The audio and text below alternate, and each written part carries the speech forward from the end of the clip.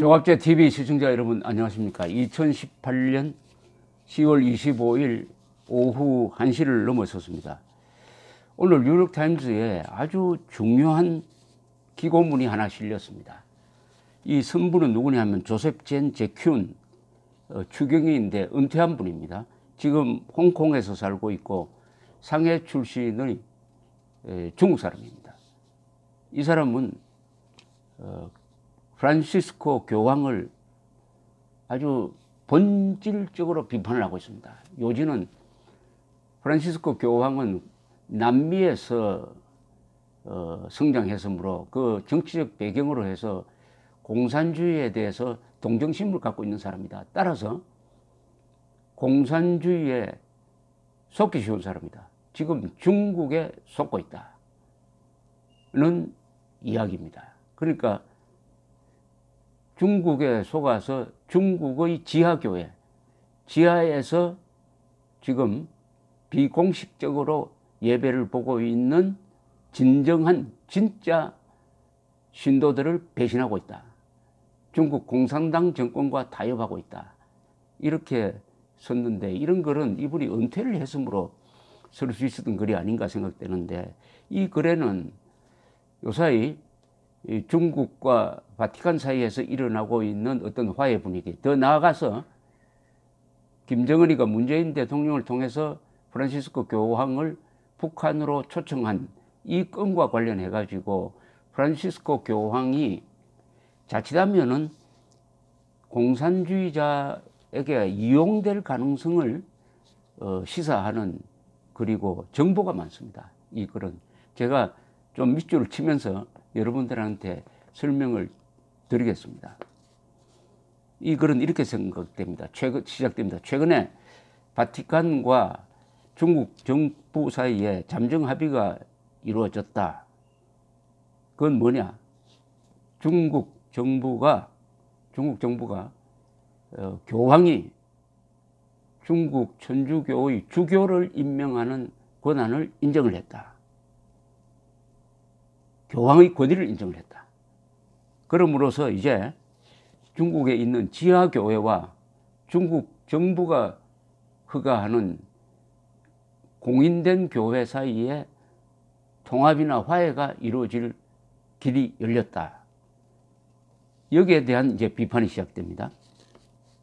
그러면서 자신을 이렇게 설명합니다. 나는 상하이 출생이고 중국인이고 본토 홍콩에서 일한 적이 있고 1989년과 1996년에 중국을 경험을 했다. 자기를 소개한 다음에 아르헨티나 출신인 프란시스코 교황을 이렇게 분석을 합니다. 그는 아르헨티나 출신이고 또 예수교 출신이고 해서 공산주의를 잘 이해하지 못하는 것 같다. 이렇게 씁니다. 공산주의를 잘 이해하지 못하는 것 같다. 프란시스코 교황은 굉장히 사목에 치중하는 사람인데 이 남아메리카라는 출신이라는 특별한 환경을 고려해서 이 사람을 판단해야 된다는 뜻이 깔려 있습니다. 남아메리카는 군사정권이 부자와 결탁을 해가지고 가난한 사람을 압제하는 그런 정치 전통이 이어지다가 보니까 누가 그러면은 군사정권으로부터 압박받는 사람들을 지켜줄 것이냐. 바로 여기에 공산주의자가 등장했던 겁니다. 공산주의자가. 그러니까 이 프란시스코 교황은 자연스럽게 공산주의에 호감을 갖거나 동정할 수밖에 없는 정치적 환경 속에서 자랐다. 이 정권을 잡은 사람들은 이 군사 정권은 제수이스트 공산주의자란 말까지 썼습니다. 그래서 예수교를 공산주의자로 몰기도 할 정도로 하여튼 예수회 출신의 남미 출신의 교황은 공산주의에 대해서 호감을 갖고 있을 것이다. 이렇게 이야기를 합니다. 그런데 이분이 이 중국 공산주의를 잘 알고 있는 조셉 젠 제큐 추기경은 프란시스코 교황을 직격합니다. 프란시스코 교황이 모르는 게 있다. 그것은 공산주의자는 남미에서는 탄압을 받지만은 공산주의자는 일단 집권만 하면은 탄압자가 된다. 탄압받던 공산주의자가 집권하면은 탄압자로 변한다는 사실을 모르고 있다. 바로 중국의 공산주의자들이 그런 자들이다. 그런 중국 공산주의자와 교회가 타협을 한다는 것은 불가능하다. 이렇게 딱 선을 긋습니다. 1950년대에 중국 공산당이 천주교도 기독교의 모든 종교인을 압박하니까 바티칸과 중국이 단교를 했습니다.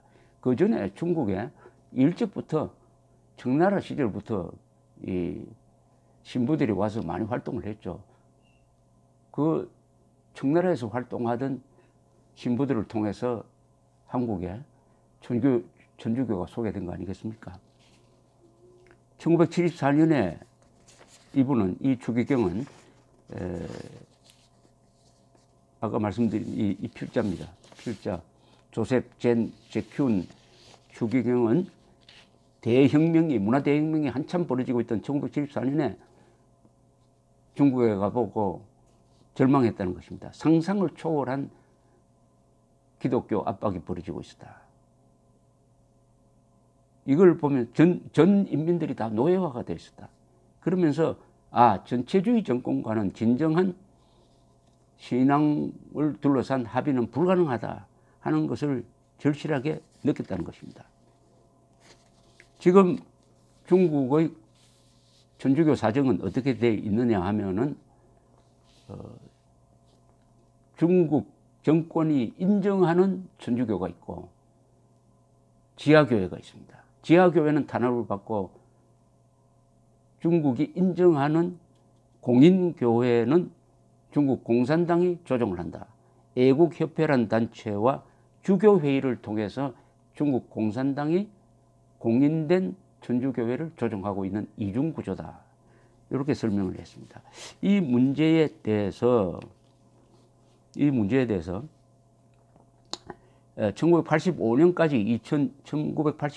2002년까지 바티칸에서 이 중국 문제를 담당했던 사람이 요셉 톰코 추기경인데, 이분은 아주 슬로바키아 출신이고 공산주의를 잘 알아서 아주 현명하게 중국의 천주교 문제를 다뤘다는 것입니다. 이때의 바티칸 입장은 중국에서는 지하교회만이 바티칸의 교회법으로서는 합법교회이고 중국 공산당이 공인한 교회는 의용이므로 이것은 불법이다 하는 입장을 지금까지 견지를 하고 있습니다. 그러나 이 톰코 추기경은 그런 선을 분명히 그으면서도 그러나 정부가 통제하는 그 공인교회 안에도 좋은 사람들이 많다. 좋은 신도들이 많다는 것을 전제로 해가지고 아주 유연하게 대처를 했는데, 이분이 톰코 추기경이 그 책임자 자리에서 2002년에 은퇴하고 나서는 젊은 이탈리아 출신이 그 자리에 들어섰는데 너무 쉽게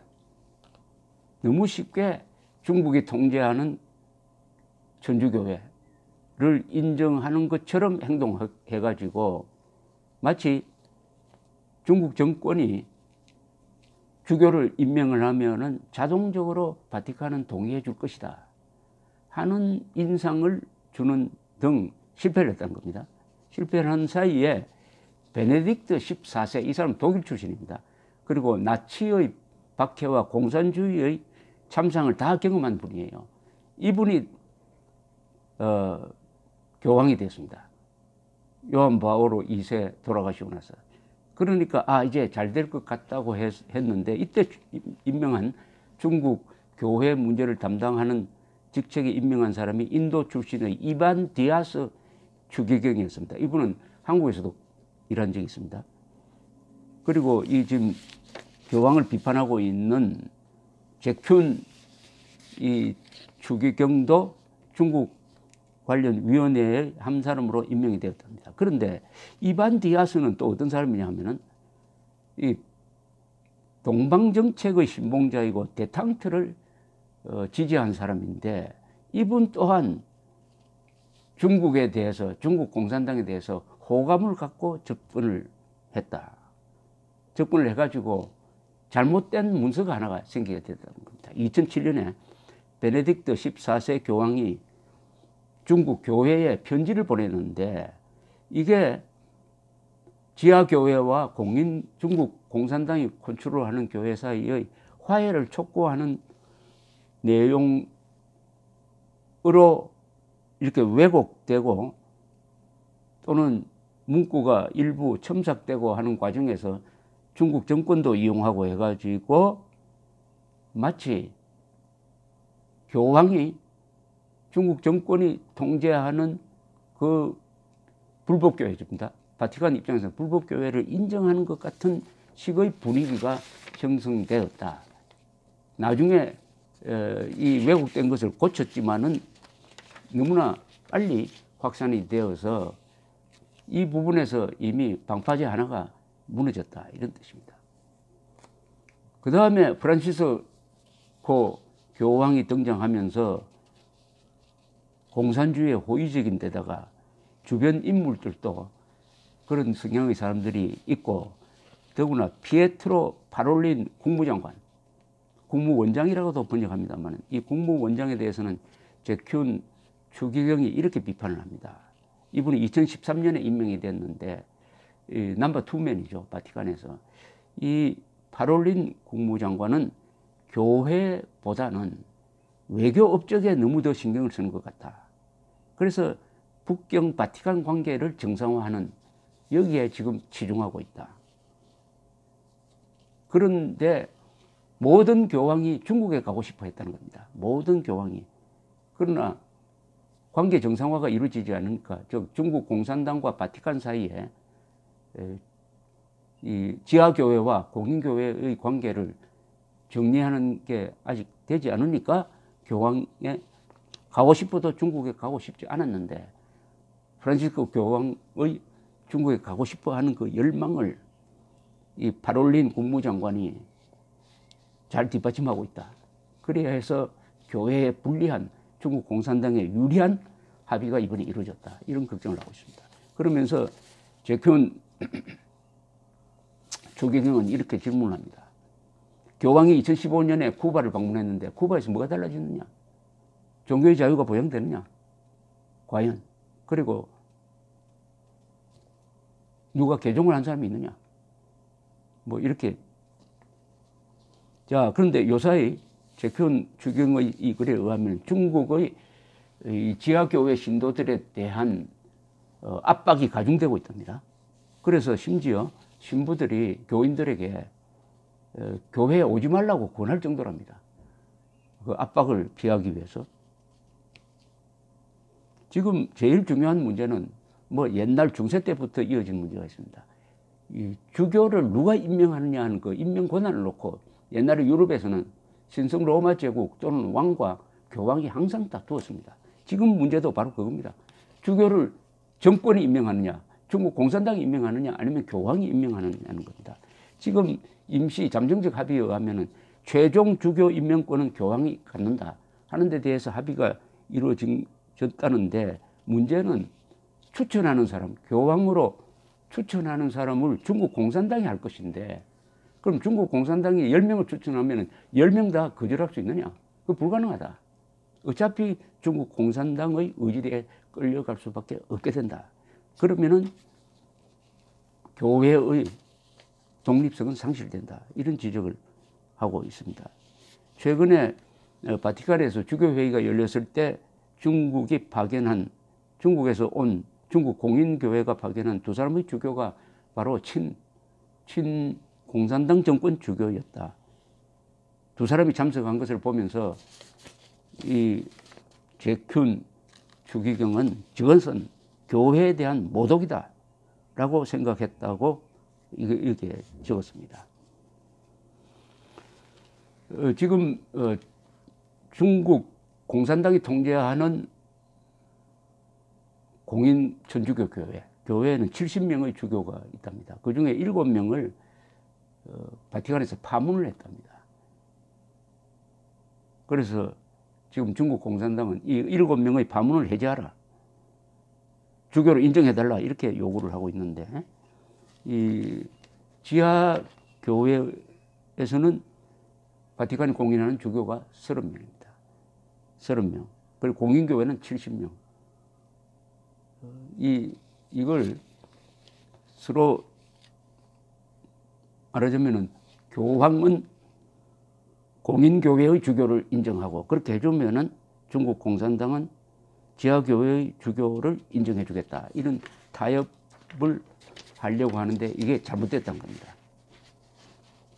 마지막에 이 백균 추기경은 이렇게 글을 썼습니다. 내가 만화가라면 이런 그림을 그리겠다는 겁니다. 프란시스코 교황이 시진핑 앞에 무릎을 꿇고 천국으로 가는 열쇠를 바치면서 제발 나를 교황으로 인정해 주세요 하는 이런 만화를 그리고 싶다. 그러면서 마지막으로 이렇게 중국의 지하 교인들에게 당부를 합니다. 카타콤으로 돌아가라. 공산주의는 영원하지 않다. 기다려라. 카타콤은 로마 시대 때 기독교 박해를 피하기 위해서 로마 등 지하에다가 땅굴을 뚫어가지고 거기서 살면서 예배를 보았던 곳이죠. 바로 핍박을 각오하고 정권과 타협하지 말고 오히려 신앙의 자유를 지켜라. 언젠가는 공산주의가 없어질 것이다. 이렇게 이야기합니다. 프란시스코 교황이 요약하면은 남미 출신으로서 군사 독재 정권이 부자들 편을 들면서 가난한 사람을 핍박하는 것을 현장에서 보니까 그 가난한 사람을 지키기 위해서 싸우는 공산주의에 대해서 호감을 갖게 되었는데, 이 공산주의자들이 권력자가 되면은 오히려 군사 독재 정권을 능가하는 신앙의 탄압자가 된다는 사실을 잘 모르는 것 같다. 그러니까 중국 공산당에 속고 있다. 이것은 천주교에 대한 배신이다 라는 경고인데, 그렇다면 이런 프란시스코 교황이 김정은에게는 속지 않겠느냐 하는 의문점을 던지는 글이었습니다. 감사합니다.